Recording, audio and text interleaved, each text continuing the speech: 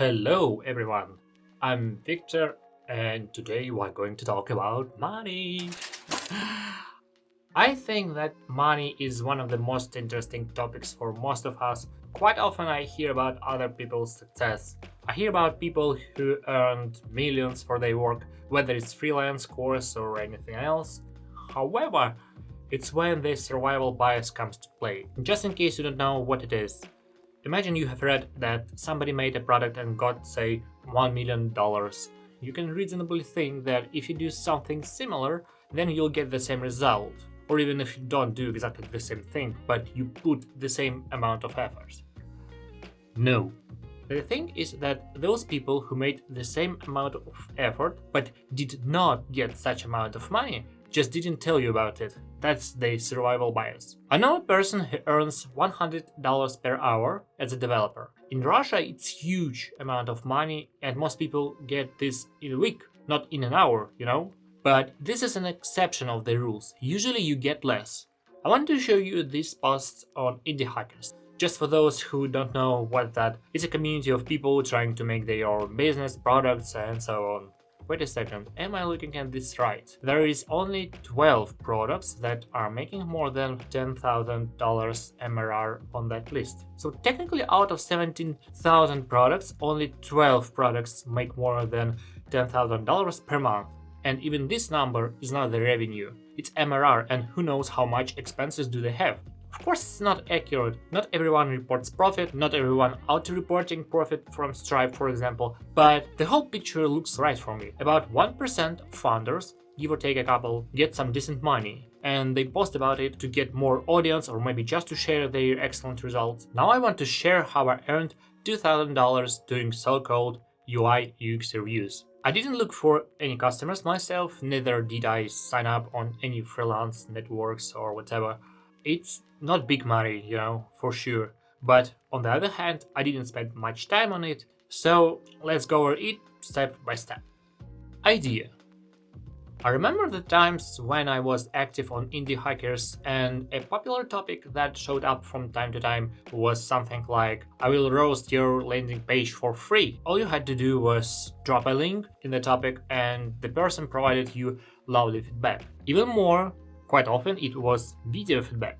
I received one myself too. This way, the topic starter probably wanted to get some exposure or validate if they could do it on paid basis later, I don't know. But landing page feedback is partly related to marketing, to copy, value proposition, and all that stuff. On the contrary, I always been fond of interfaces, literally buttons, inputs, validation, how to lay out everything, usability, and so on.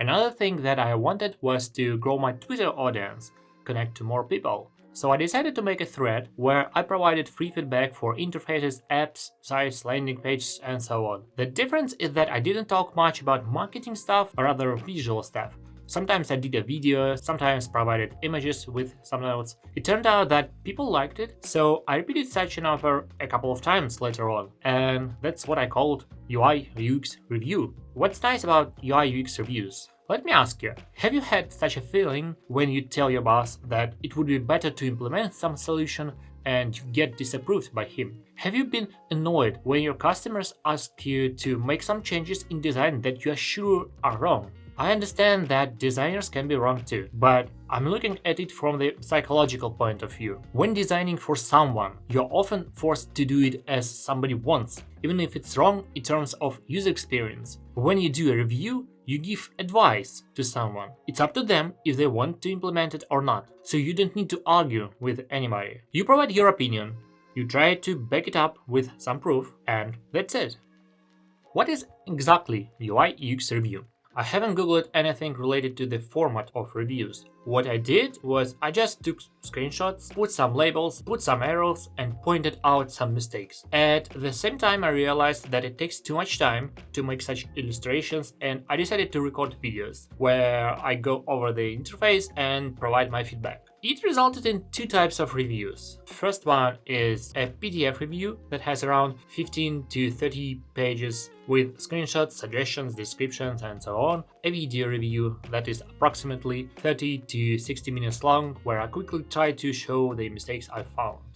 How to find customers. Well, I didn't. All I did was providing free reviews and constantly tweeting about UI UX stuff. Hence, I was growing my audience and customers started to message me. Not many at all, no, but it all depends on what you consider many and in what period of time.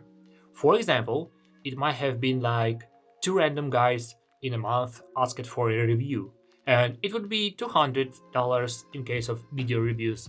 But sometimes people ask PDF, sometimes video, sometimes a few videos. I haven't checked exactly how much money I earned in the last 2 or 3 months, but I guess it's around $2,000. I'm not sure if I had more than 5 to 6 clients. What should you know to do a review? Okay, let's begin with that. I'm not a designer. I work as a full-time web developer, and I realize that I yet need to learn much more about design and practice more. But I also realize that I know some stuff. Now, a very important thing. Before I say yes to a client, I check what they need review for. That way I know if I'll be able to give them some advice. Sometimes people send me a perfect UI in my opinion and it will be tough to find some problems there. In this case, I tell people that sorry, I wouldn't be able to help much. Although if I see a couple of potential improvements, I might help them for free. Why not? Remember, free help will return later. Word of mouth is a very powerful yet underestimated thing. What I'm focused more is more UI than UX, but again, it depends on what you consider UI and UX. In terms of UI design, there are some common mistakes in typography, colors, layout, placement, navigation, hierarchy, and so on.